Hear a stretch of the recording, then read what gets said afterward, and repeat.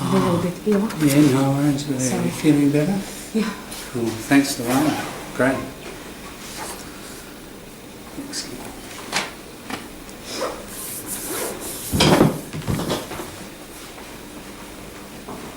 All right. Good evening, everybody. Good evening. Start. 6 o'clock. Let's go. This is our last session for the term. Then we'll have a break, just a longer break than usual because I'll be travelling, and we'll have our next class. I'll write it up.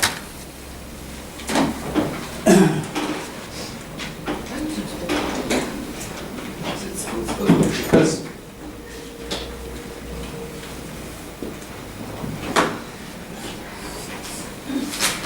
and I think we've got 6 weeks. I just need to check. There's a conference in Melbourne that I may need to go to in Melbourne in early December, but I'll know by then. So it'll either be 5 weeks or 6. So basically the way the class works is I try to stick as close as possible to school terms, because that seems to fit best for people. But I am travelling a bit these days, so because I can. When are you going to finish your course? Approximately. Depends how long I'll live.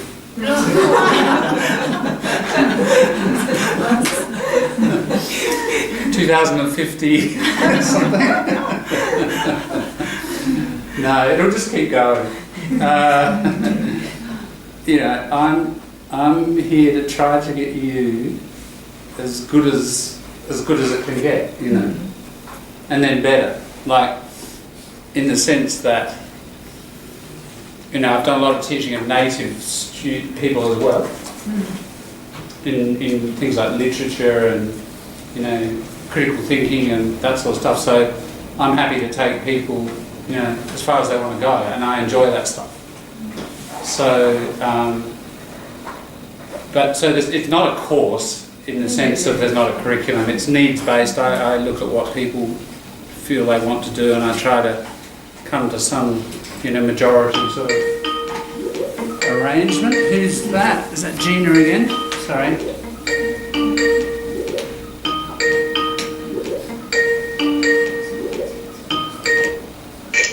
Gina, you're back? Hello?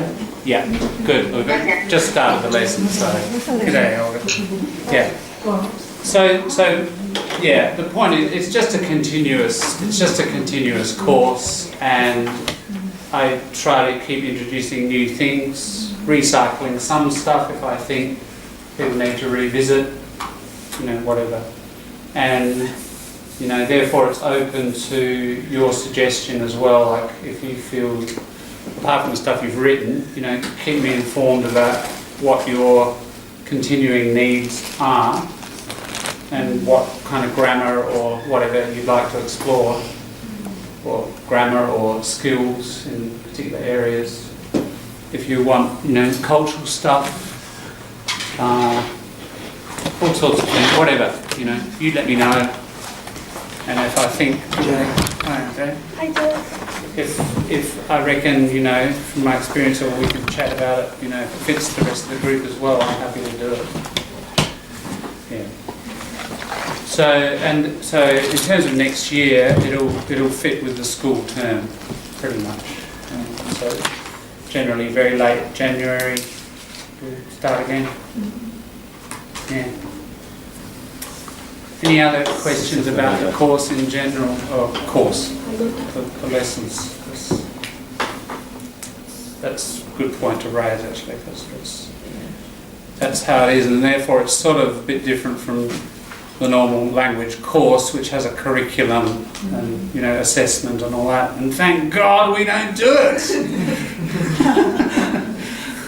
You don't have any exams or tests or any of that stress. and I don't have all the bureaucracy that goes with it. Because I used to work in TAFE for 26 years, and the bureaucracy just grew and just got strangling. Here's a good word.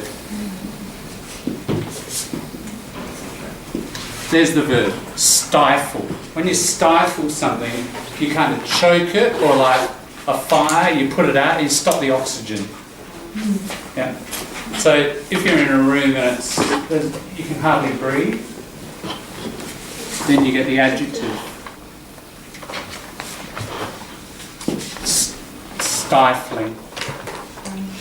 Yeah. If something's stifling, it's like, and you can't breathe and your chest feels really tight.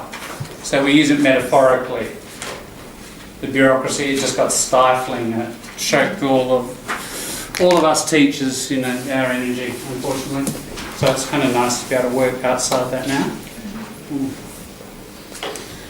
So what we are doing, have been doing, is, Andrea, do you have one of those? That's conditionals. We've been doing conditionals. And we'll start with that side. So I just run through them again, just because if you were here last week, great, but I'll just do it quickly so that we refresh, we refresh ourselves and warm up. There we go. Hi, Chen. That's, because you weren't here last week, that's conditionals. Alright, so we were doing conditionals and we're going to do them again today. And we're going to try to apply them sort of to your own lives today. So has everybody got that sheet? I've now sent it to the group, a photo of a blank version of the exercises anyway. And I've also put up on the group the answers. Yeah, so don't look. We're going to, just because there are quite a few people missed the class last week, so very quickly I went through the theory of it and we practiced the first 10. And we checked them in class. And numbers 10 to 20 were for homework, so that's what we'll go through in a minute. But I'll just go very quickly through to remind you from last week, but also to remind you, I'm sure you've all done this, if you weren't here last week, you would have done it at some stage in various English courses, no doubt, but it always, it's easy for it to slip away and you don't practice it enough or things get confusing. So, first is a zero conditional. Keiko, what's the zero do? Zero, it's stating the fact. Yeah. That's true. Like if you boil the water, it boils, so both clauses have to be present tense. Yes, if you heat water to 100 degrees, isn't it? It boils. That's right. So scientific rules, facts, as you say, facts where there's an if this, always this. That's your zero. And it's grammatically very easy. It's just what we have in a conditional is we have an if clause and a result clause in all the conditionals. So let's put that one up. Zero. If you heat water to 100 degrees, it boils. Yep. So that's what we call the if clause, and that bit is the result. That's the result clause. So we use that terminology. It's a black pen. Yeah, so it's simple in the zero conditional. It's got the simple present and the simple present. Yeah. Easy peasy Japanesey. Don't know why they say Japanese. Why do they say Taiwanese? I don't know. Vietnamese. One. So that's the zero. First conditional. As I said last week, what I like about this particular chart, although it's got a bit cut off on the end, is the use column, use, and also the meaning of the if clause. See the column 3 and 4 there. So just in terms of the columns, the first column is the verb form in the if clause, what you have to do with the verb. Yeah. Second column, what you do in the result clause with the verb. And then you've got the meaning of the if clause. That's the if clause. The use, how it's used in the language, and some examples. So a lot of them often don't have that meaning of the if clause and the use. And that's what I think is probably useful in this table. Because one of the problems with conditionals, you might be able to construct them perfectly grammatically. But one of the issues is, which one do I use in this situation? Should I use a first or a second? That's often the point of confusion between first and second, especially. Alright, so that meaning of the if clause and the use may help you decide when to use it. So just on the zero, we've got, look at the use, situations that can occur at any time, more than once, and their results. General truths, so there's a general truth, like scientific truths. General instructions too, like if you want to start, press the red button, that should be. Button, if you were not here last week. Okay, so first conditionals, they are possible, notice, possible in the present or future. There's a real possibility it's going to happen. Have a look at the example. If it rains, I'll stay home. It's really quite possible. It's reasonably likely. It's about likelihood too. Possible future events and their results. 2, a command. If you come home late, don't make noise. There's noises missing. Can I just go back to the example, if it rains, I will stay at home, because let's look at the grammar. In the if clause, have a look at the first column, you've got simple present. In the result, you've got simple future. If it rains, I will stay at home. Yeah? You got your future tense in the result. John, how about second one with command? It looks like zero conditionals, more like general instruction. Yes. If you come home, it's because present. Right, it's not quite. What it looks a bit like, oh, I agree. If you come home, so there's your simple present in your if clause. Yeah. Don't make a noise. That's not a present. That's what we call the imperative. Alright? Okay. Don't do that. Clean up your room.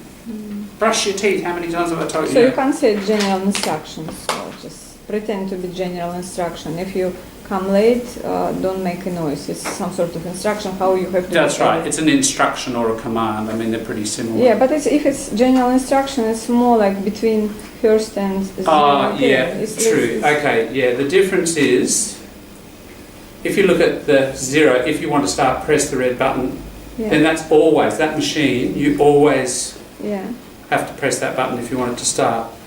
If you do come home late, don't make a noise, that's more like tonight. It's this instance, this arrangement, whatever it is. That's an important thing about the first conditional compared to the zero. The first is about a particular situation, whereas the zero is a general. Or every time. Every time. That's right. But exactly. First one, this in particular, this night. That's right. The first conditional is a particular thing, like tonight. All right, you're going to be late. If you come home, don't make a noise. Yeah. If it was, let's say, in a dormitory, and that was a general rule for everything. Right. Yes. So then it would be a zero. Then it would be a zero, and it wouldn't change grammatically. Yes. No, because it's very similar to if you want to start press, isn't it? Because in that zero, for in general instruction, you've got your simple present, and then an imperative, and you've also got a simple present and an imperative in this first conditional. Yes. So you're right, and that's, I think, why you brought the question up. This is a little bit confusing. Yeah, that's right. It's got the same grammatical structure. Yeah, that's right. You could, somebody could be introducing a bunch of new students to the dormitory, couldn't they? And they could be saying, all right, you can stay out till any time, but if you come home late, don't make a noise, and that applies for the next 3 years that you're here. So yes, they do. They are identical in that respect. It's context that's going to tell you those. So yes, sometimes, yeah, between first and zero can be a little tricky. The key generally is to think, is it about a particular circumstance? And that will mean it's a first conditional. If it's a general thing that always applies, it's going to be a zero. Yeah. Because although they're identical in that particular form, when you're instructing or commanding, in the other uses they're not, are they? They're different. But again, it's formal. It's pretty formal. It's pretty formal. Yeah, because it looks like completely similar. Yeah, I don't know if formality, even if you're being informal, you'd still use the same structures. I don't think formality comes into it. No. You just say, mate. Mate, if you come home late, don't make a bloody noise, right? That's your informal version, but the grammar's the same. But if we want to make it more formal, then could we change if, the word if itself? Yes, you could. To what? Unless or... Possibly. Not unless, because it's a negative. Not unless, or maybe... In case. In case. Yeah, that's a little bit more. Or when you can... Yes. When you come home late. Not so much otherwise. I was just trying to think of provided, but that's a bit different. But if you will use when you come home late. When you come home late. It's still the same. When and if, no, they're a bit different. When you come home means you know that person's going to come home late. Yeah. So there's no if about it. That's certain. Yeah. So if and when are different in that sense. In case you come home late, maybe that's a little bit. In the case of coming home late, that's very formal and unnecessarily so. But you could do that. Let's look at the offer. I'll call the hotel if you don't have time. So you're offering to do something for someone, and that bit is in the future tense, isn't it? Because that is the result clause. Have a look at it. The result clause is first, and then the if clause. So these two can turn around. You know, all of these can turn around, and the grammar's the same. Yep. So I'll call the hotel, result. If you don't have time, if clause. And in the result clause, have a look, you've got your simple future. I'll call the hotel. Could be in the event. That's a good one, thank you. Very nice. In the event, can you do it, Andrea? In the event, I call the hotel if you don't. Yeah. In the event, call the hotel. I would put, you needed that. Okay. I was thinking of the earlier one, like the coming home late. In the event that you come home late, there's your best form. Thank you. Bravo. That's you. You know, if it were a written notice, in the event that, we need you that. In the event that you come home late, do not, it wouldn't be contracted, would it? You wouldn't say don't, you wouldn't write don't. You write informally, don't write your contractions. You write do not. Do not. Do not make a noise. Yeah, no, great. Warnings. Again, the result clause is first here. There's your simple future. I'll call the police if you don't leave now. NOW there, been cut off. All right, so those functions are in the simple present. Simple past, second conditional, we use the simple past in the if clause and would or could plus the verb. The meaning of the if clause, it's impossible or not true in the present, so we have to imagine it. It's improbable in the future, not very likely, and imaginary situations. So, the uses, improbable future event. We don't think it's very probable. Now, you know, sometimes probability is up to people's judgment, isn't it? Some people think it's going to rain tomorrow and others don't. You know, so somebody might use a second and somebody else might use a first. So the first is for probable things and the second is for improbable. But it's a matter of perspective and taste to some degree. There's a bit of rubber in it, as we say, a bit of flexibility. So, if I won a lottery, I would buy an island. Pretty clearly, I think we can say, say that's improbable. Anybody won a lottery here? Anybody ever won a lottery? Or you did, but you're not going to admit it, are you? Not enough to buy an island. Not enough for an island.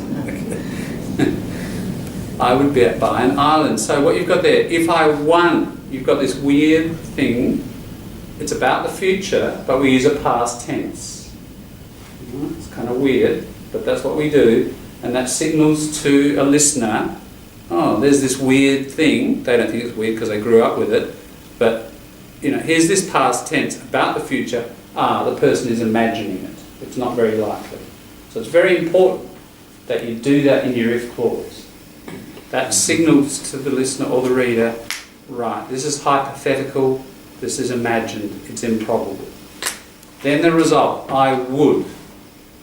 And I think you're familiar with the modal would and how it's about imagining something.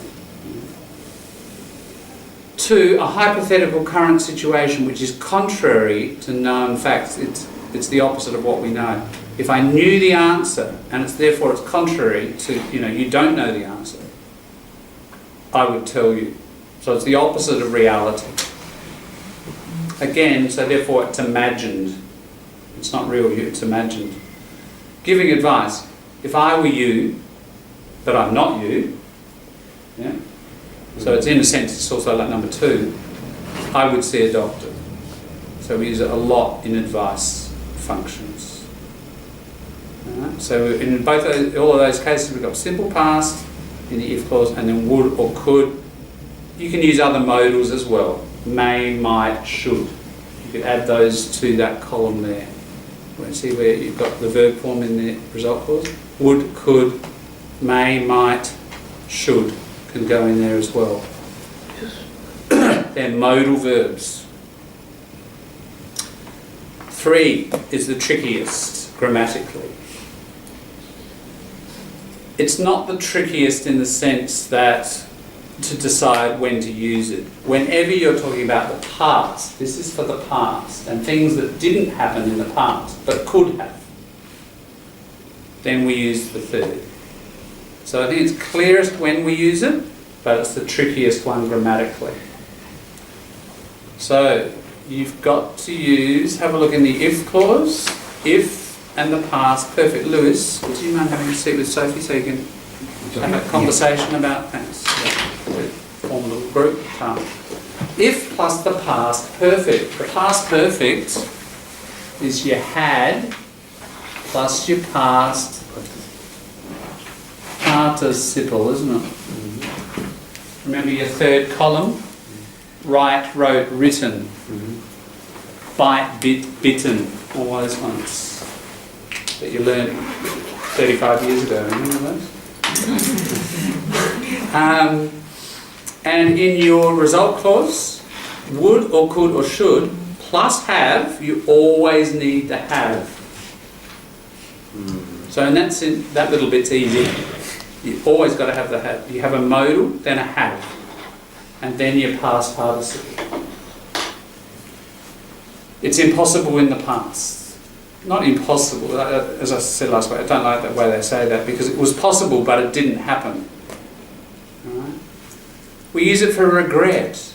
if I had seen the red light, I would have, can you write the have in there, it's very important, I would have stopped. And we often contract it, would have, could have, should have. You might have heard, that's a bit of slang that happened about 10 years ago. Oh, that's would have, could have, should have territory. Have you heard that? Anybody say that? Oh, that's just would have, could have, should have. A lot of sports people say it. Because they say, oh, you know, I should have served it to his backhand. And that would have won me the match. Oh, but that's would have, could have, should have territory. In other words, you know, it's just imagining and it didn't happen and I've lost. No point in, you know, regretting. So we can use all those different modals there.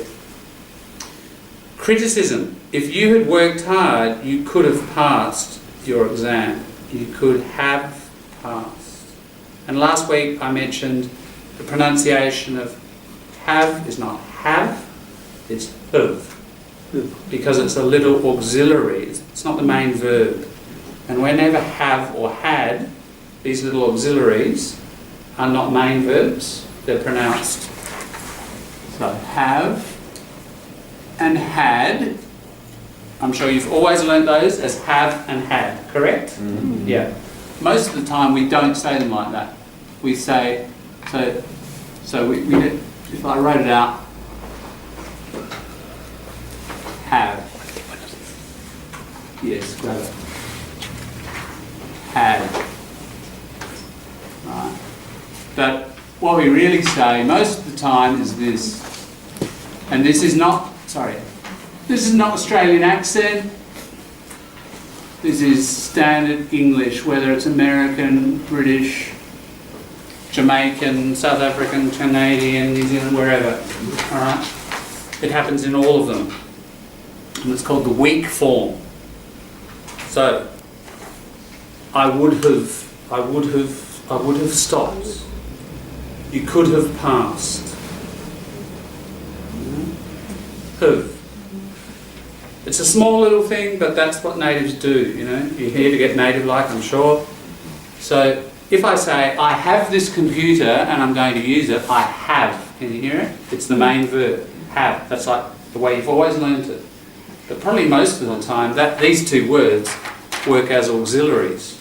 Okay. You know, most of the time, probably 70%, 80% of the time, they're just helping a main verb. I have finished my work, I have done the dishes, I've fed the cat, you know, I have. Yeah. So, I say that's because over the page, when we get to these, practice it with each other, you know, just that little bit of polish on your pronunciation. I would have, I could have, I should have. But not just, you know, it's beyond just the third conditional when you're using the present perfect. I have finished, or he had finished. Same with past perfect. Had. Yeah. Have a listen to it, you know. Over the next week, people at work, people wherever, natives, have a listen and see how much they're saying have and how much they're saying had. Have. I think you'll recognise it. Sept, you had a point.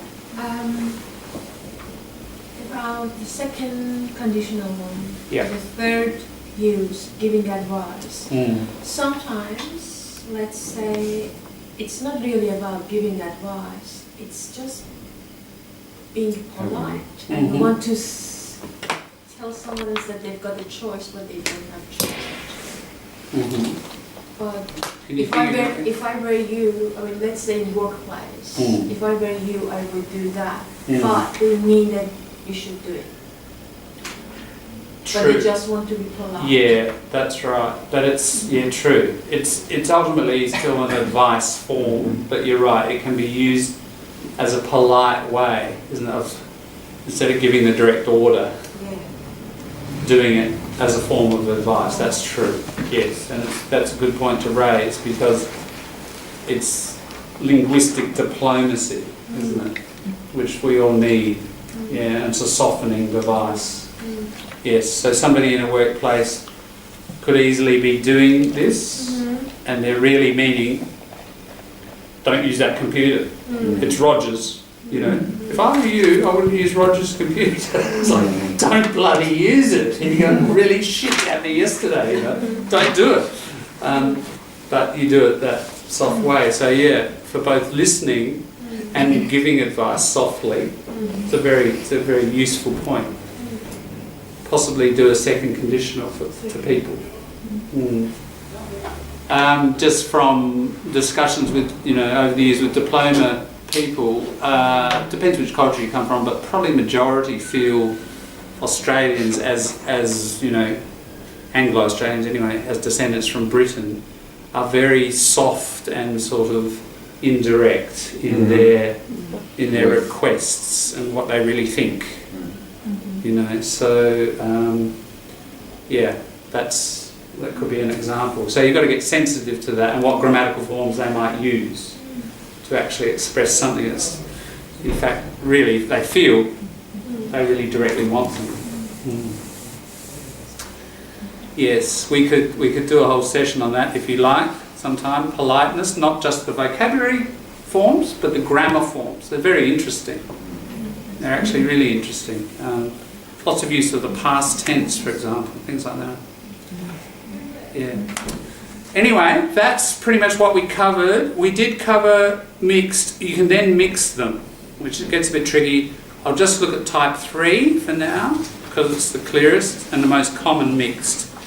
If she had finished earlier, she would be going to the party tonight. Can you see the table below? It's the bottom one. So what we've got there, if she had finished earlier, which form of conditional is that? 3. That's right. It's a bit of if clause, isn't it, from the third? She'd be going to the party tonight. It's a bit of she would. There's your key. What's that coming from? Which? It's part of your second, isn't it? Yeah. So you're mixing your third and your second. Why are you doing that? Because they're referring to something in the past that is affecting the present moment. Yeah. So if she had finished earlier in the past, she'd be going to the party, well, either the present or the future tonight. Whereas if you have a look at the pure third conditional in the table above, if I had seen the red light, I would have stopped. Both of those things are in the past, aren't they? There's a cause and effect, but they're both in the past. So thirds, pure thirds, are for when everything's in the past. When something in the past affects the present, and you want to think about maybe if that thing in the past hadn't happened or had been different, then that's where you'll use a mixed. And you use it by starting with a third and in your result clause having a second. Because why? Because in that second, that result clause in the second, you're imagining the present. And that's what the second conditional does. It imagines a result in the present. All very philosophical. We won't bring Doctor Who and time travel into it, right? We'll go crazy. Right? We'll stay on planet Earth for now. Alright, so that's what we did, and I hope, even though it was last week, I hope that has refreshed and reinforced a few things, even if you were here last week. Let's have a look over the page at, we were going from 11 to 20, weren't we, for homework. So probably at your table there's someone who was here last week with some answers, but have 5-10 minutes together with numbers 11 to 20. First thing to always work out is what conditional do I need here, and then if you need to refer to the table, do so. But do it together and have a good chat with each other. What results, what answers did you come up with, and do you agree, disagree, whatever.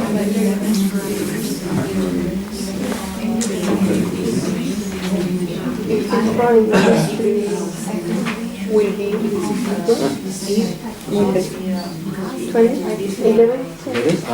was doing the number 2. 11, yeah. 11. If you play, this is Will be. pass. Will be what? Simple Would pass. be. Yeah, simple pass is be would be. Cool or cool. Would be. Will be. Would be.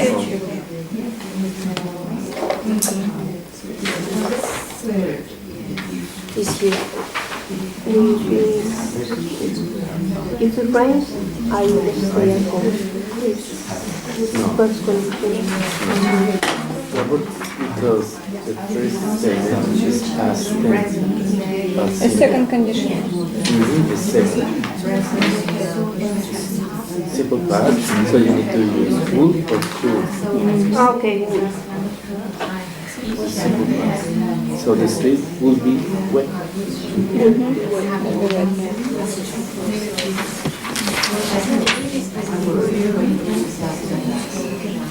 Alright. Just write your name there, teacher's first name, please. Thanks. If this is the second condition? Oh, no. Imaginary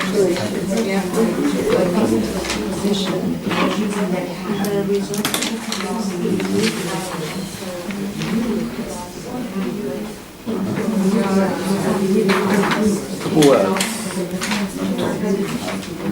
Me, wouldn't.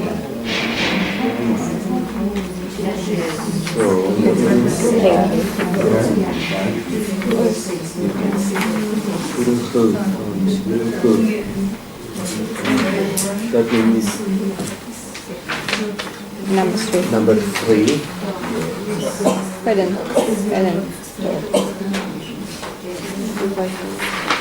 So,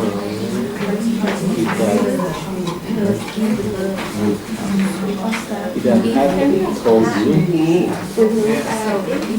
yes, have you Haven't told. and told you? Told you.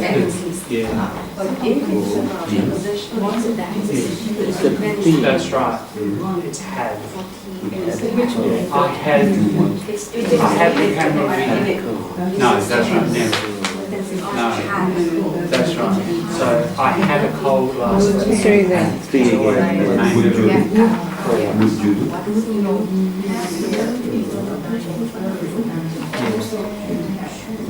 That's true, yes. That's a modal. That's the modal. The verb have that. Have that. Will have that. Yeah. Now that one, of course, you remember from the slide, you know, it's auxiliary, and most of the time it's unstressed. But if you can stress it, you can say, if I had seen the last week, I would have stopped. So sometimes, even with auxiliaries, you can make it a strong had if you want to emphasize it. Had seen the green one. The 3. Exactly. Had seen the green one. What do you do? Number 2, Had that's seen the simple. green one. Stress. So it will change. Second level. What is to do? What Yes. do? That, yeah, if I If you want. I have had, if I have had, would we say, oh, You want. This is third, isn't it? Yes. Third condition. Third. Third. Yes, if you want the lottery. What Lottery is second. if I had enough, Second? I'm going to go to that lecture. If I had enough after 20 minutes, I Oh, would. you know, because But you can have, yes, you can have, if I have had particular circumstances, you can do it. And in that case, you say, who had. It doesn't have, But this is the result. And this is the. as in, I've had enough of simple past. sick. But it's the other way. Simple past, if you want. Simple past is here. So which form you have to use? Number 2, simple past. That's why you need to use would, could, may, might, or should. Then more.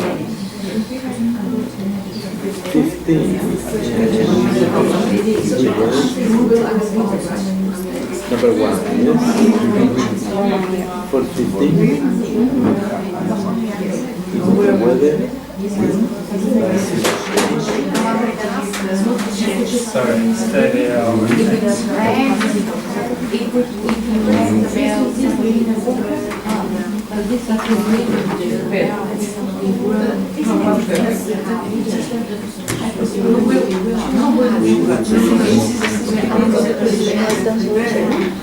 Shall we take it too warm for you?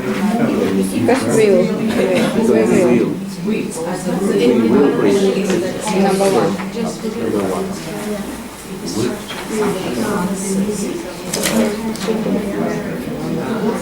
Simple present, simple future. Simple future is I will. I will read, I will run, I will eat.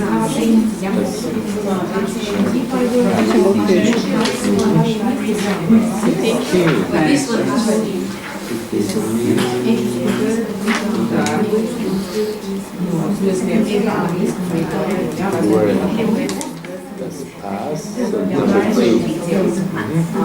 Okay. Should be.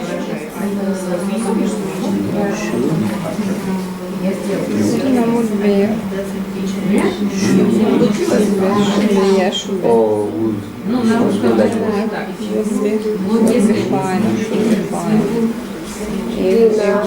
Would be. would be. I think would be. Would be ready. Would be. But it's clear it's number 2. Yeah. Yes, so you pass perfectly. If you wait a bit longer, if you wait, that's 0.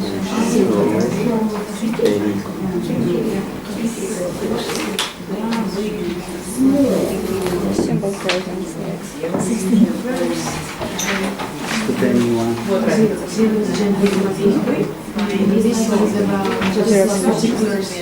Not a zero. Not a zero because you're in a particular situation. You're standing there outside the cinema waiting for Benny. If you wait a bit It's longer. not happening like every time Benny turns up. It's not a general rule. It's a particular. So what would you do then? Possible future event? No. That's right, yeah, you're a first condition for Benny, that's right. I'm sure many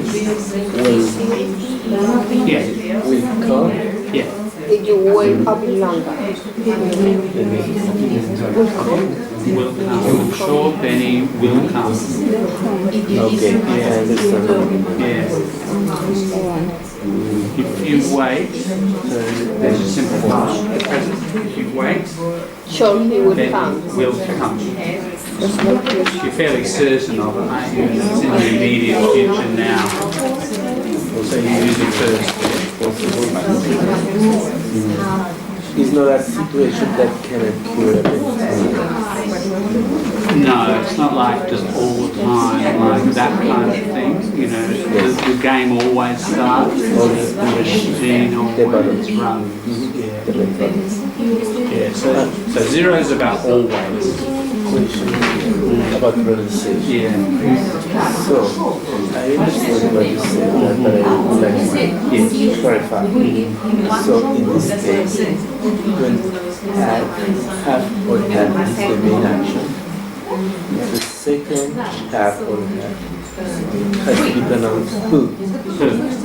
So, even this one though, because that Even this one? yes, If I would, if I heard, if I could, if I heard sing, no, if I haven't seen, no, if I heard sing, because that's an auxiliary too, isn't it?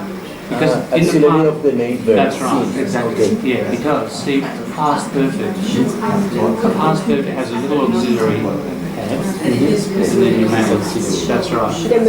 It's not that it's the first or the second. It's just there's an auxiliary and there's an auxiliary in the second one. Give me an example when it's not an auxiliary. Not an auxiliary. If it's just a pure past perfect, like I went to the cinema, but I had seen the film before. It's not like a condition or anything. I had seen the film before. Yeah. And with a hope is like your present perfect. So I have read that book. It's great. I hope. But if I say, I have a TV screen, that's different. That is. Because it's the action task. That's right, it's the main verb. The main verb, Yeah. okay, got it. Understood. Thank Yeah, you. you've got it.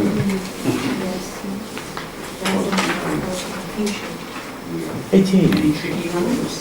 If you ring the bell, somebody will answer. Ano. If you ring the bell, that is simple present.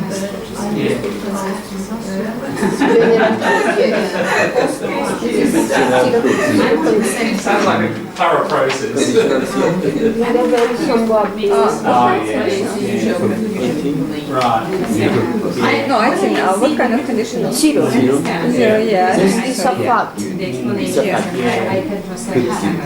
General trust. Somebody. Yeah, that's right. It's tricky, isn't it? Like, do it quickly. Yeah. Yeah. I think the way that happens is just probably Answer. by construction in writing over time, and then you get used to that construction, and then it becomes fast and starts to fall into speech.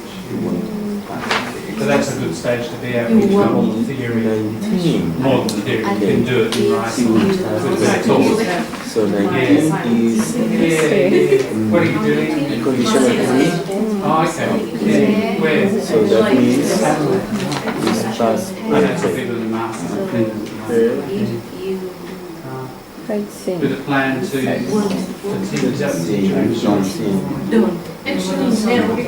It's not three? Three, sir? Yeah, number 3. yeah, they were going to do it and then they withdrew the plan. So usually IELTS 7s and 8s.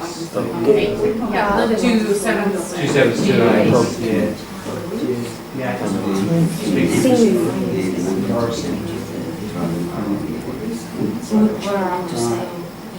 I will try again. Yeah. To get the IELTS. The other one is the ISLPA, Yeah, but the thing that which is a bit easy. I know. Yeah. To accept it. Good, sorry. Because So the main verb It's not is is C. C. If there is a My understanding is Because they bird still is do, but no one tests it. who's bird? It's so Right. I had. Because past perfect. what happened was the guy who invented David England, okay. Yes, sorry, good. he enforced If that puts in across you, the country, takes his he wouldn't, he would tests do. very regularly before teacher I registration. know it's difficult. About a year or two ago, he's Because, no one there. you know, in your mind, has you eyes understand, certificate. Yeah. Therefore you can't do it. So what he does, he comes to Adelaide Which number? once or twice a year, Okay, okay. maybe only once a year. He was here about 3 or 4 times. There are about half a dozen people who can test results. I'm sure. I'm choosing a student who is doing Number 3 again. Number 3 again, yeah. to do that test to become a teacher. So as far as she understands, the teacher registration board still accepts. It's just tricky to find someone to examine you and pass you, you know. So, I mean, the options are you can fly there to Brisbane, or you can get in contact with David Ingram. David Ingram, David Ingram, ISLPR. I have the 21st? 21st?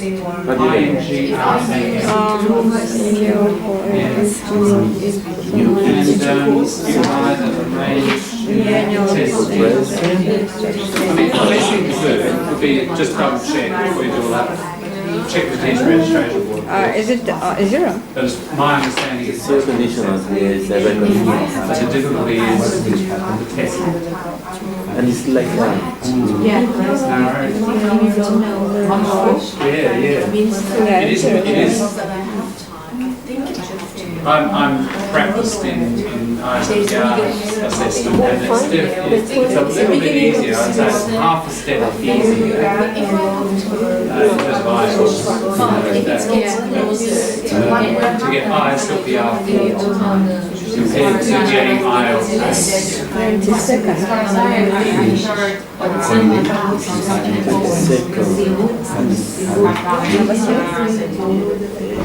22nd. Yeah. Yes. Your head, no. I mean, What will happen? yeah, it is. And you get more time to write, for example, you get more time to read. Just the time constraint is much better. IELTS is really ridiculously fast. What would have happened? Would happen? Yes. Yes. Knowledge. At the door had you're taking it very wrong. I mean, that's the goal. Just the whole island. Yeah, it's a very good test. I will finish. If I have time, I will finish. I will finish. There's a piece of it that I can see. No, I don't know if it's emphasis for teaching. I think universities sometimes. Simple pass.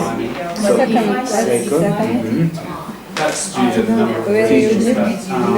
But, You win. I think one is in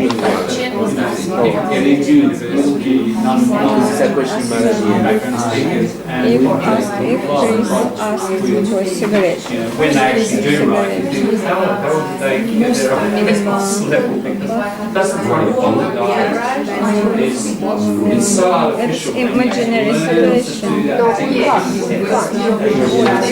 But then to use a general language generalist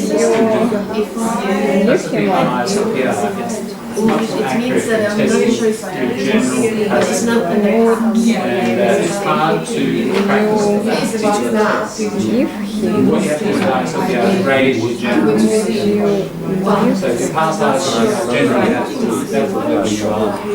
A lot of people pass IELTS really in reality it's too low. So I think that's why university and university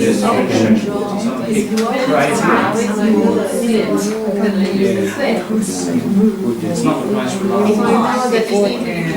if you got this class, that's again second. If you did buy, if you bought this car, with the car, And what did you would they need a get lot of money. 6.5 or 7? Right now, 6.5. Yeah. You go That would be tricky. because it's simple pass. Yeah, The complexity. you would need a lot of money. Good luck. Let me know if you run into any issues with it. Yeah. How are we going? Number 20? Okay. If you bought that. All right, shall we check then? 11, Olga. If it rained, the street would be wet. That's it. If it rained, the streets would be wet. What number is it? Second. It's a second. Second. Imagining it, isn't it? It hasn't rained, but if it did, they would be wet. Yeah. 12, Kaiko.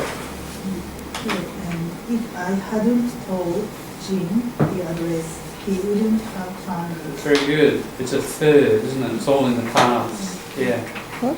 I should. So Yes. if I hadn't told Jim the address, he wouldn't have found you. So hadn't told is your past perfect there, isn't it? 13. Tulip, sorry. 13. The bird wouldn't die if you hadn't caught. Yeah, that's it. The bird would have died would have, hear the have, would have died if you had caught it. It's a third, isn't it? Yeah, would have died. So I'm sure up till now you would say the bird would have died, have. But it sounds a bit wooden. That's the effect it has. Would have. And of course you can go further, contract it, drop the h sound, you get would have. Can you hear the difference? Would have. Still got the h. Would have. Would have.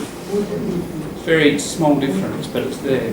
And it's good to practice both those forms. Would have. Would have. The full contraction. In speech we contract all the time. Yeah. 14, Andrea. What would you do if you won the lottery? Yeah, good. And it's a second, isn't it? What would you do? What would you do if you won the lottery? It's imagined.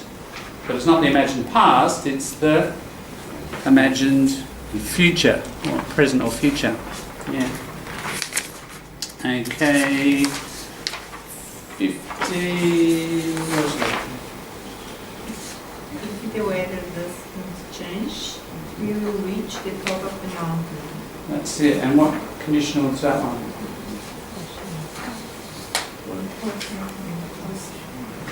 First one. It's first, isn't it? Yeah. First, yeah. So the person's feeling reasonably confident that the weather isn't going to change. So if the weather doesn't change, we will, there's that certainty about the will. It's a more confident situation.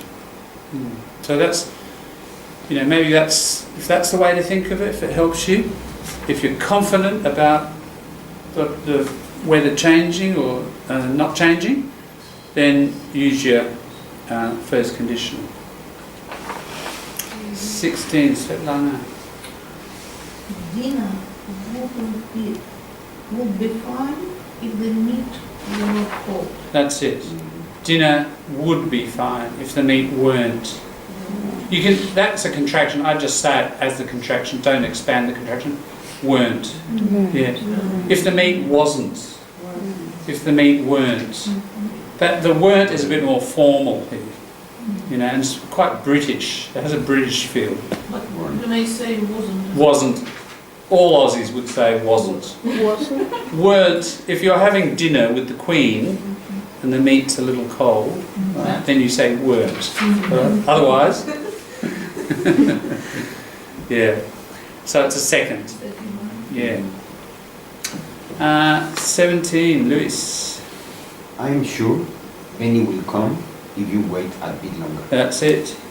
So it's a first, isn't it? Yeah. You're feeling reasonably confident that he's going to come. 18, Sun. If you ring the bell, somebody will answer it. That's it. Yeah, zero condition. That's it. The first I think it's a first. It could be a zero. Though. It's interesting. It could be, in certain contexts, you're introducing somebody to the new place, and here's a bell, and if you ring it, somebody.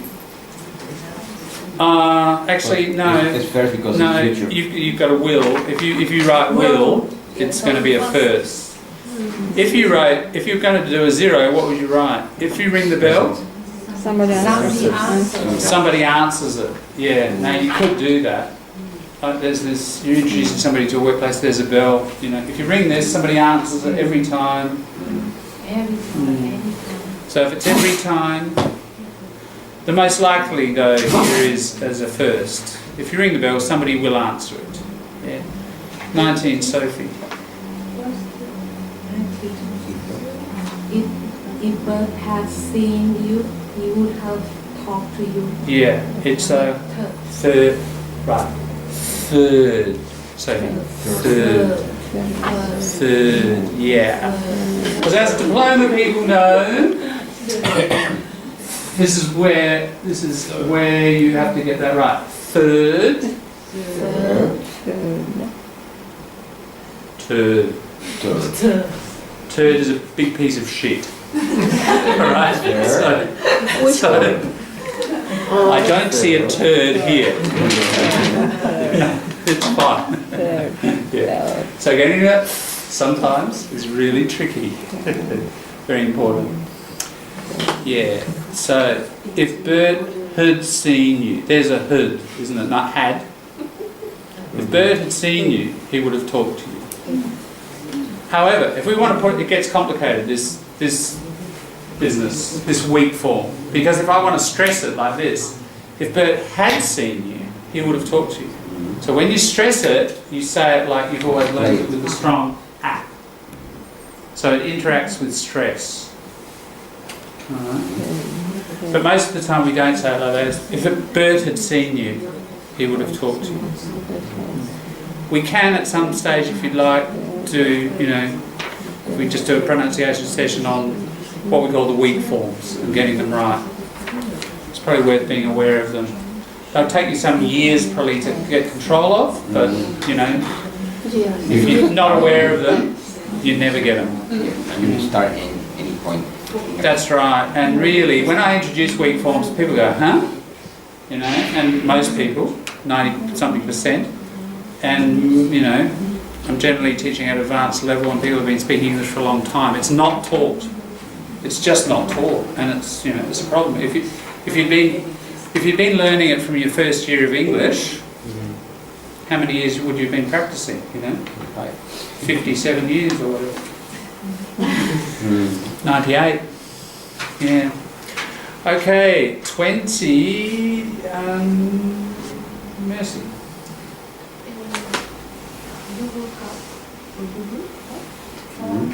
Your ticket if you have locked in your pocket. Right, you would have found. And actually, I got that wrong when I scribbled it out quickly. I wrote on this, and I think I photographed it and sent it to you. I've got put a second here, and I'm wrong. Sorry. You would have found your ticket if you had looked. Yeah. So it's you would have found. It's a third, not a Third, not a third. no. It's a third. Good-o. All right. How do you feel? Do you want to do any more, or do you want to get into some? It's up to you. We could do another 10. You kind of warmed up. Let's go. Do them as fast as you can together. All right. 21 to 30.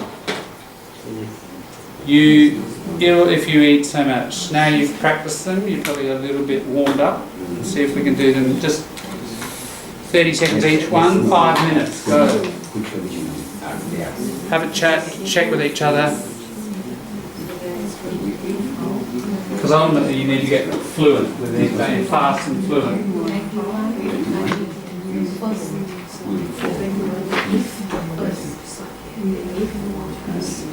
How about 25? First one. Additional two. Yeah, number 2.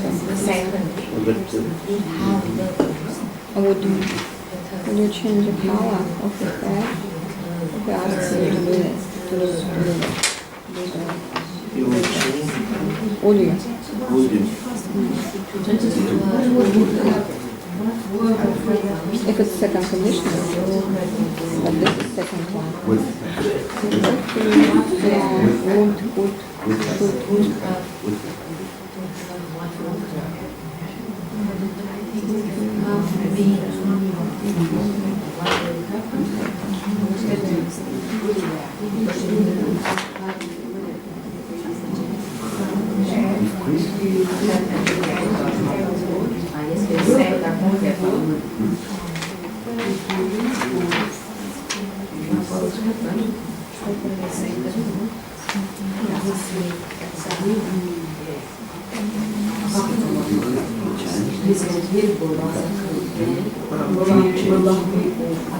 How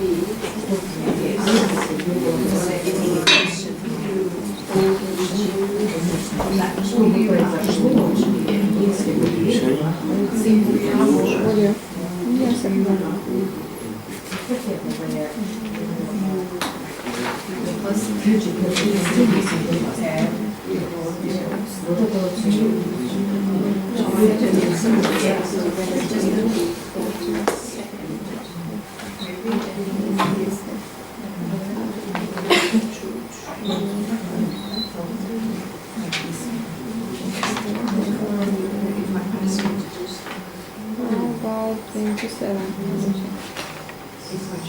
Straight? Number 3.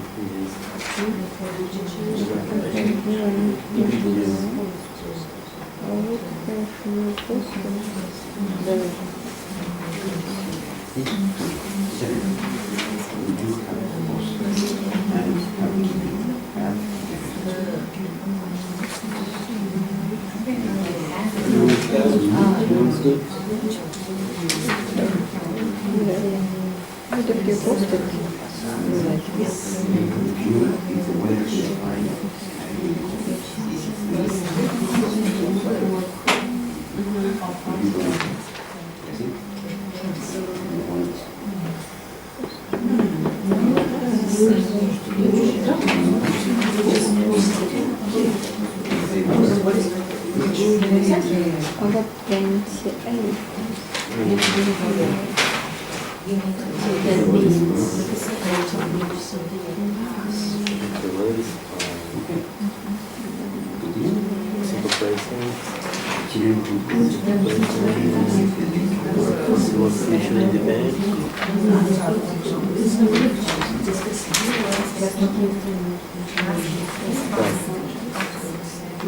I think it's number 1. Possible. Maybe so.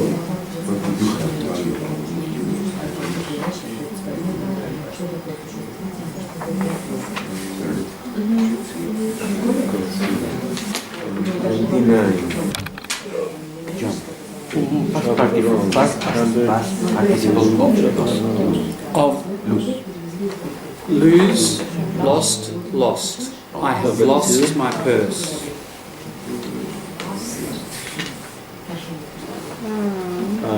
Sorry, 29. No, I was reading the number 30. 29, sorry. Plastic sun. So that's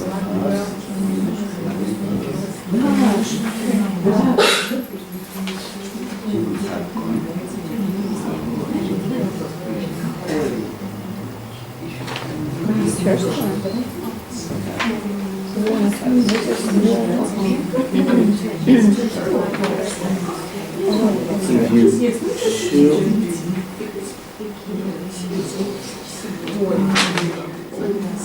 number 2, yes, condition of number 2. Which For the one? 29. Want. What is you want? This is will not. I want, sorry, what is it? Looking for future. Yeah, that's Yes, one. sorry. It's one.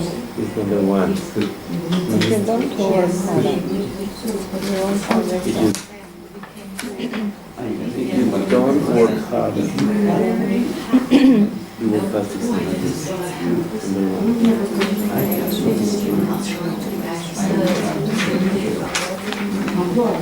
And 30.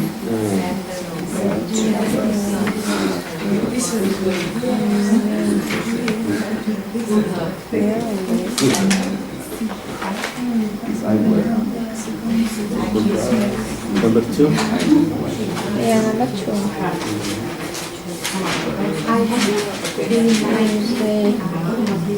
They weren't rich. They weren't rich. If they were rich, They will. They would. if they were rich, Yeah, they would travel around the world. Yes, but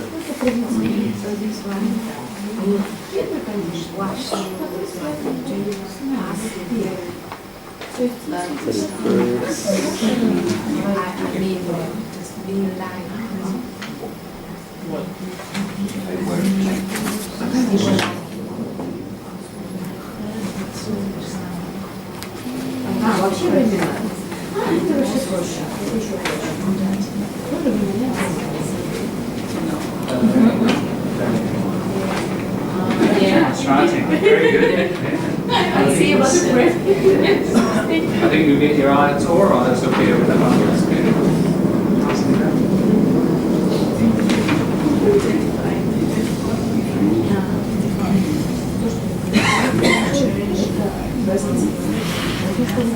Shouldn't my go skiing? All right, shall we go with number 21, Qian? You were 4 years if you give so much. That's it. And you may not have come across that collocation, but you fall ill. It's like you get ill. You fall ill. You fall. So, and yeah, so it's a first, isn't it? First? Yeah, it's a first. If you eat so much, you will fall ill. Oh, really? The person's watching right there, and then somebody eat a lot, saying, this will happen to you. Yeah. Sept, try 22, please. What would have happened if the door hadn't been open? Yes. What would have happened if the door hadn't been What opened? wouldn't? What would have happened? Would have happened. I said it would have.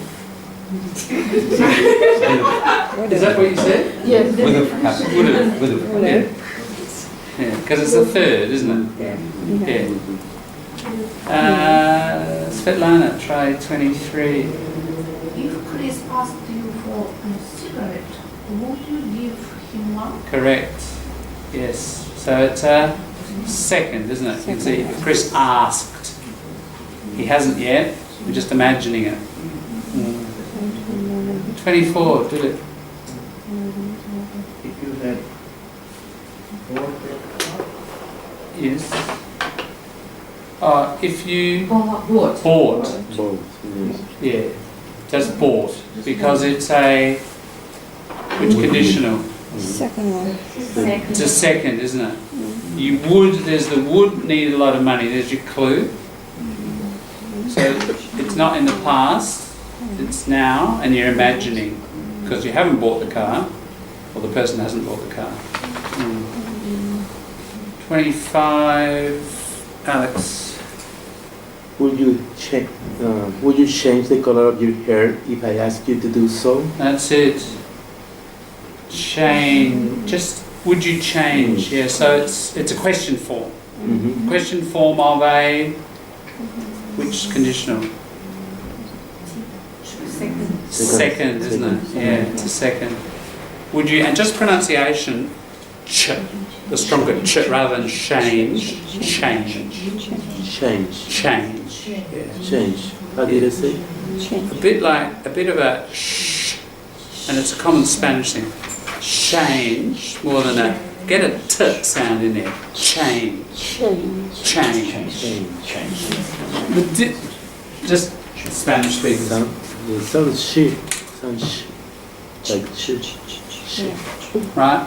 That is like a ch sound. That is a sh. Change. No such word in English, but there's a reason why it's written like that, because it starts with a little t position in the mouth. Ch. So start with the tongue just behind the teeth. Ch. And it's harder, isn't it?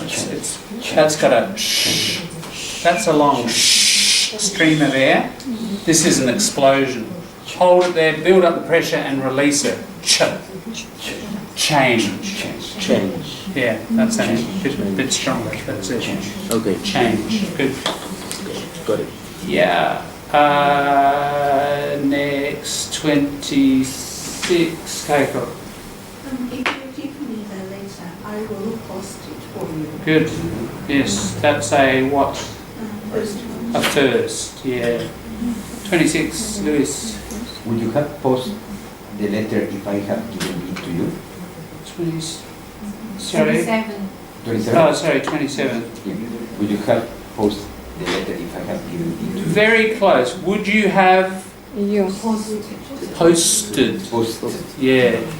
Not post because you need your ed. That's your participle, isn't it? Posted. Yeah. Posted. Would you have posted the letter if I have given it to you? If I asked you. If I have given it to you? Yeah, that's right. Would you have, it's all a third, isn't it? Would you have posted if I had given it? If I could give them. Yeah, so just subtle pronunciation, if I had given it. That's it. Yeah. Good. Would you post the letter if I Yeah, would you have? would you have Yeah. posted? Don't try contracting it. I think you're trying to contract it. You wouldn't contract it. Would you have? Would you have? That's it. That's it. If I given it to you. Yeah. If I had given it. Given it to you. Good. Andrea, 28. If the weather is fine, I will go swim. That's it. And it's a first. Yeah. 29. Rose. Not sure about that one. Okay. Messi, try 29. If you don't work harder, you won't pass the exam. Yeah, that's it. It's a first, isn't it? The person's, reasonably confident at this stage you're not going to pass if you keep being such a couch potato. Yeah. And nice pronunciation of won't. That's very good. We were talking about that last week. Woe, oh, that one. Oh, won't. Just in terms of pronunciation, won't. Will not. And that's right. Will not. But in speech we often contract it to that, don't we? Won't and want. Often people say this one like that one with a short op. Too much like that. Oh, make it long. And oh, change your mouth as you say it. It's a diphthong. Won't. Won't. Yeah. Won't. Don't. Same vowel. Don't. Otherwise, you might get that op sound. So you're doing well there, Messi. Good, yeah. Won't, you won't pass. You won't pass. And 30, Sophie.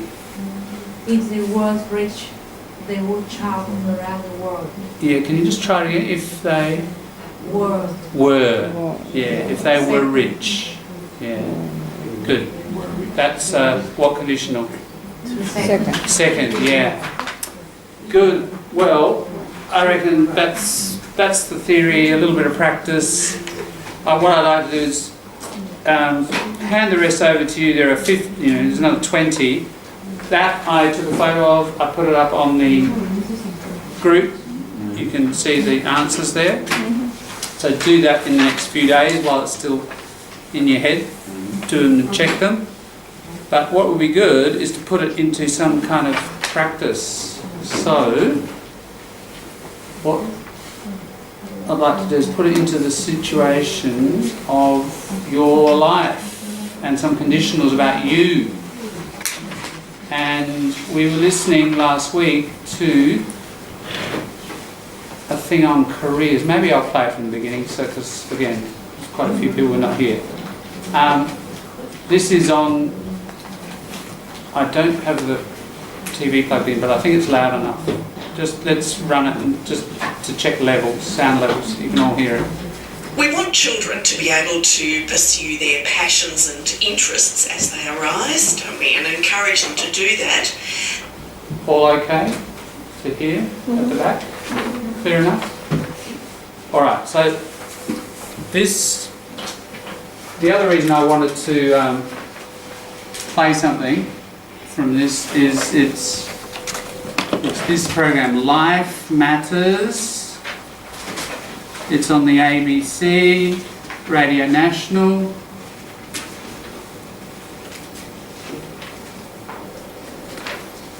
You should just all have Radio National on your phone. There's an app.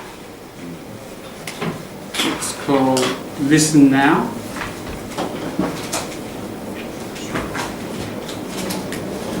Or Listen App as well, I think they call it. Get it and just have it going a lot in your car radio, kitchen while you're cooking the rice, whatever, peeling the potatoes. Just have it on. It's a constant stream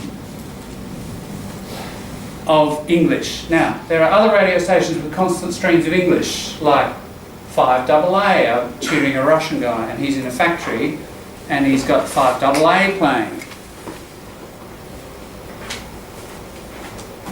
Yeah, and a lot of workplaces have that. And there are these people who are just joking around all the time, you know. And that's kind of good too, because there's a lot of slang on that stuff.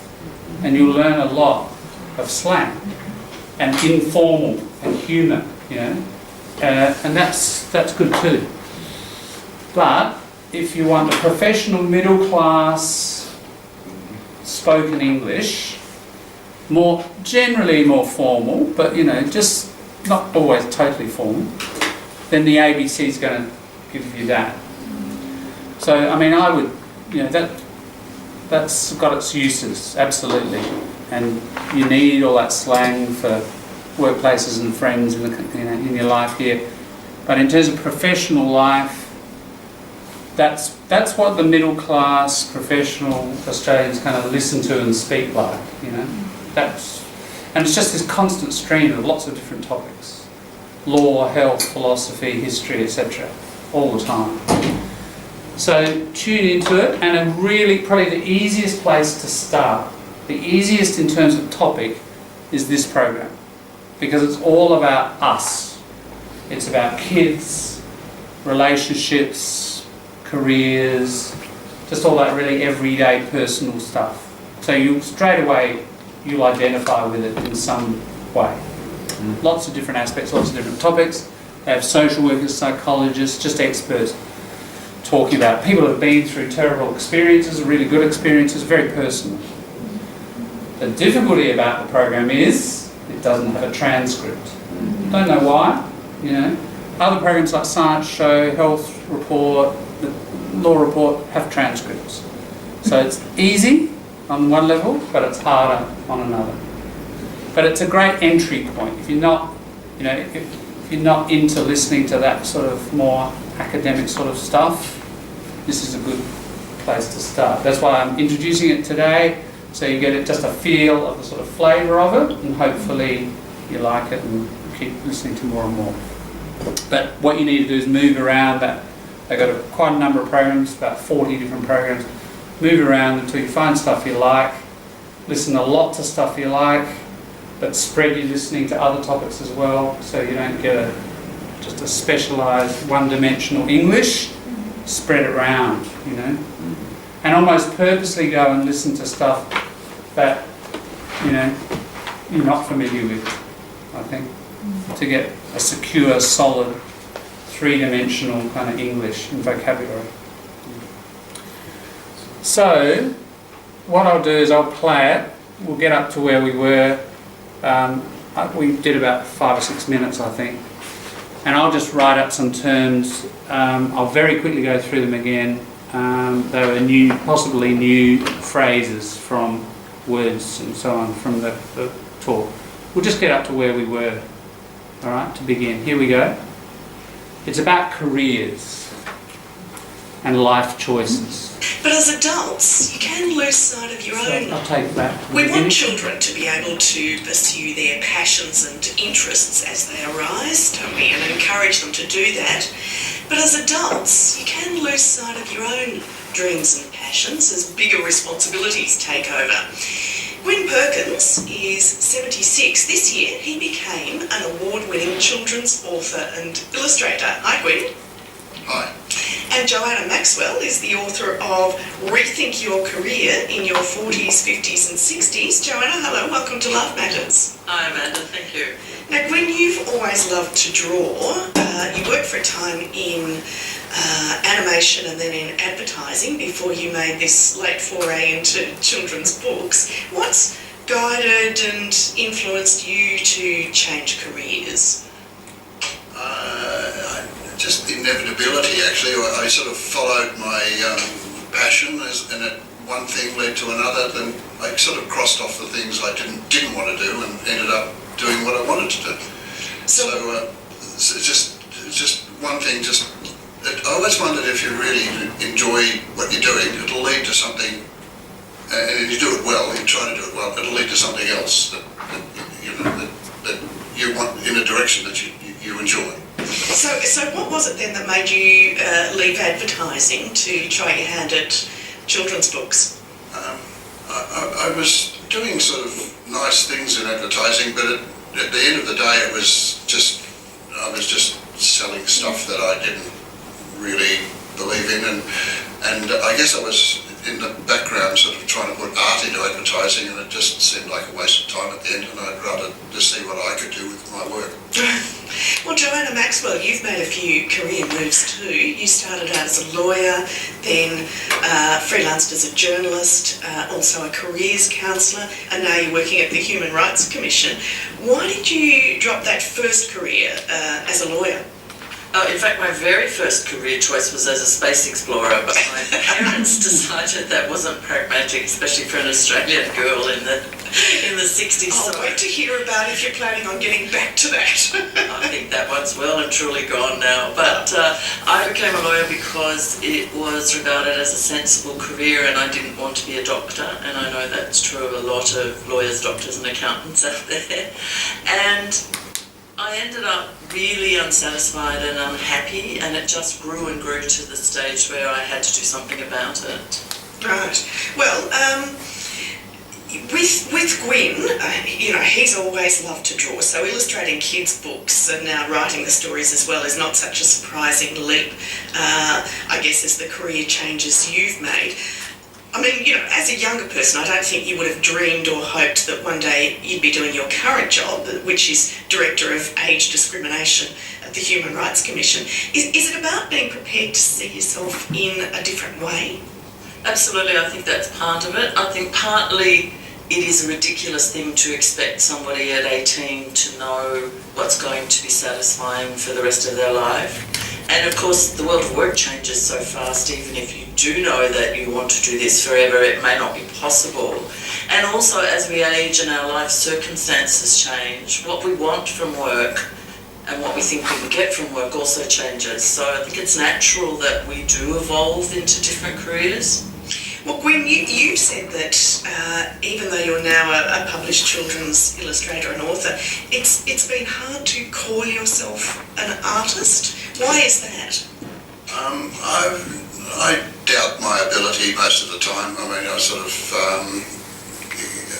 I look at something I did a while back and think it was terrible. You never really know that you're doing it right until somebody tells you that you're doing it right. Sometimes it's just hard to decide that as you go. Yeah, well, I have to say that you have the wonderful ability of being able to draw all sorts of very subtle facial expressions using very few lines, which you do in these kids' books. It's delightful. Joanna, for you, has your original training and experience in law been of use to you in your subsequent careers? It completely has, and it's something I used to tell clients all the time, that the training you do is almost never wasted because you can transport skills. So for me, no matter what it is and how unrelated it might seem. Pretty well. Don't challenge me with an extreme example, but for most of us, we're in a kind of ballpark from the beginning, and so we're just refining things. And as a lawyer, the thing that I will always be grateful for is it taught me to think in a critical, logical, building an argument kind of a way, and it also taught me a lot of pragmatism and reality about how the world actually works, and those things have certainly stood me in good stead. So Joanna, would you say there was a sort of common underlying reason for all your career moves? Probably unhappiness.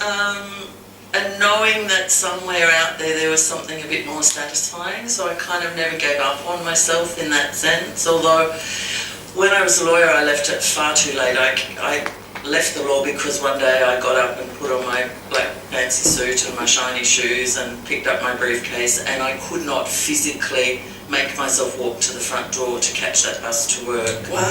You were just sort of rendered, immobile by some sort of deep unhappiness about the work? I think so. I think something in my body just said, enough.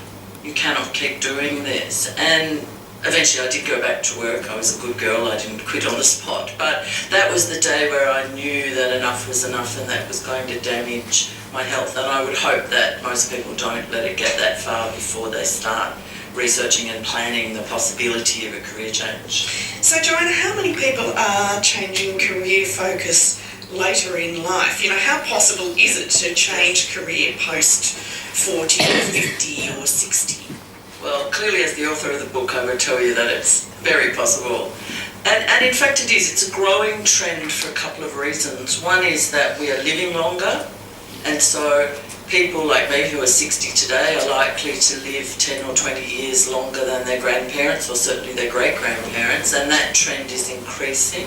And for every year we're still adding to the lifespan, we're adding more than a year of healthy life. So not only are we living longer, we have more energy and more health than our forebears did at that age. And so it's natural that we want to plan for a longer career. Most of us can't afford to retire for 30 or 40 years, and so if your first career has run out, either because it's got boring or it doesn't exist anymore, you're going to want to reinvent yourself. And the other trend there is, of course, that the world of work is changing so fast that most of us have to keep moving to keep up. Yes, yes, absolutely. But Joanna, I guess lots of people see their careers as a big part of their personal identity, you know, especially if you have been in the same line of work for a long time. How do you advise people to start thinking about starting over, start thinking about how you might reinvent yourself professionally? Oh, this part was important.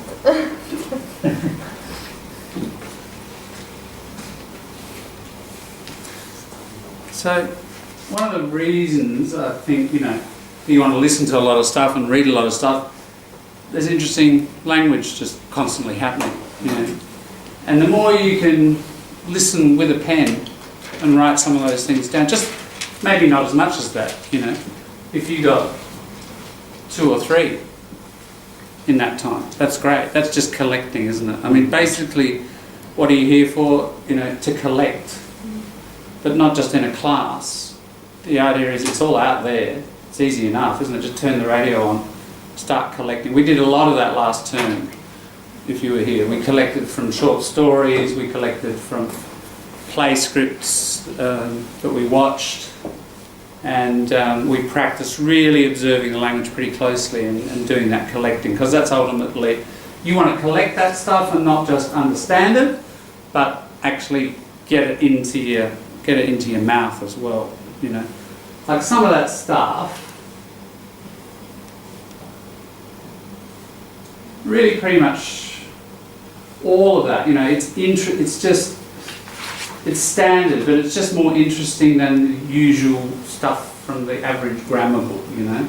And if I heard you say this, I'd think, wow, you know, bit of a shock, like in some cases, like, wow, that's really native-like. If you said, oh, enough was enough, it just sounds like a real Aussie mate. Even look at that interesting, instead of saying after 40, you say post 40. You know, it's just got that next level of sort of maturity within the language, isn't it? If you've got that under control. And I think a lot of you are at the stage where a lot of that's understandable. It's not that. It's a question of, all right, you want to be able to produce that stuff too. How can you? First thing you've got to do is notice it. I mean, if you don't notice it, we haven't got to square one, have we? So the practice of noticing, and then how do you do that? I think getting into a habit of, not all the time, obviously you're driving along in the car, you can't have your pen at the ready, you know. The officer will tap on the window and there'll be a $300 fine. Right? But where, you know, some of the time, every second day or something, sit down even for 10 minutes. Like, how long was that? That was 8 minutes, 7:56, right? And we got that. We caught those fish, you know. Go there and catch some fish from the sea of language. It's there. Catch a few and just, even if it's just that, just writing it down. It's coming to a certain level of consciousness. It's sort of shining bright in the consciousness in a way that it's not if you just let it go past. It shines. You know, and you'll hear it again. If you're listening, you'll hear it in 2 or 3 or 4 or 5 weeks. You'll hear somebody say, at the end of the day, which doesn't mean now, does it? It means in the final analysis, summing it all up, in conclusion, you know, but it's a spoken way of saying it. You wouldn't write it, you know. That's a nice one. Oh, one thing just led to another, it took me to that, to that, to that, and then the guy ended up an artist in a children's book, didn't he? You know? Just collocations. What do you do with a career? You drop it. Go on to another, you drop the career. That's really common, and it's just emphasis, isn't it? Oh, that's well and truly. That car's well and truly finished, you know. You know, I'm well and truly exhausted. You can say, up to now, you've probably always said, I'm really exhausted. Or I'm really happy. I'm well and true, but well and truly, it's just, you know, that native-like quality, isn't it? That's I'm sure where you want to go. So how do you get there? Step 1, capture it, notice it, catch the fish, you know. That's an interesting one. You've probably always said that's been useful.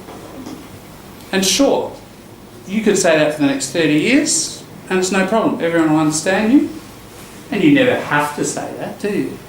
What's happened there? It's been nominalised. Isn't it? If we use some of our grammatical categories that we're learning, you know, you've turned it into a noun. From useful, adjective, it's become a noun. Of you, it's been of use. A little bit more formal.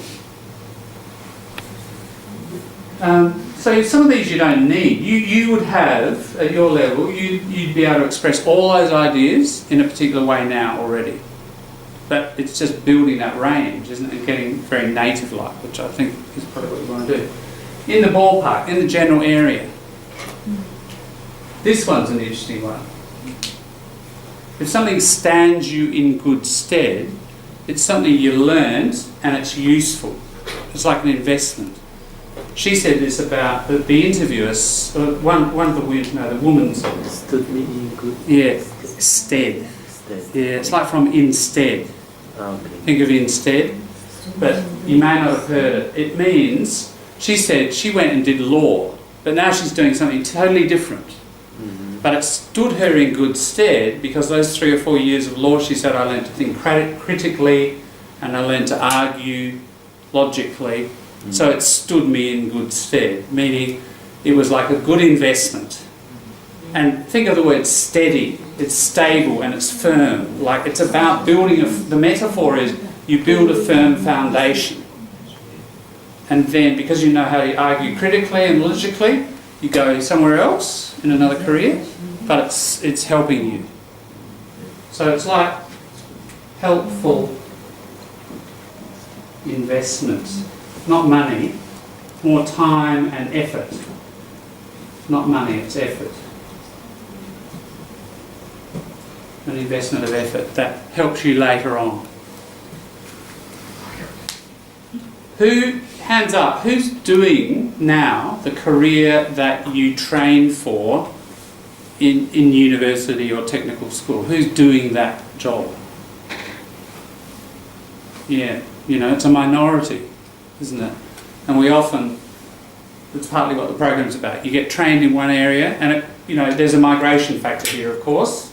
It's a big factor that you don't necessarily, you know, have the job that you trained for. But, you know, will you, if conditional land, you know, if you stay in Australia, will you have that job you trained for? Who plans to have the job they trained for in Australia? That's interesting. A few more hands, but still not a majority. So we often move territory, but what the person is saying is they found, even if you move, your original training stands you, so we can change the tense, it stands you in good stead. Because you get skills from that you transfer into another area, and it actually produces a creative mix often. You're bringing other skills in, and those people there might not have them, so you bring a new approach. So that's stand you in good stead. This one, rendered. Rendered means made. Without your will. You're rendered immobile. Notice the immobile, im, not isn't it? Because it starts with an M. So M and P. The rule is, immobile.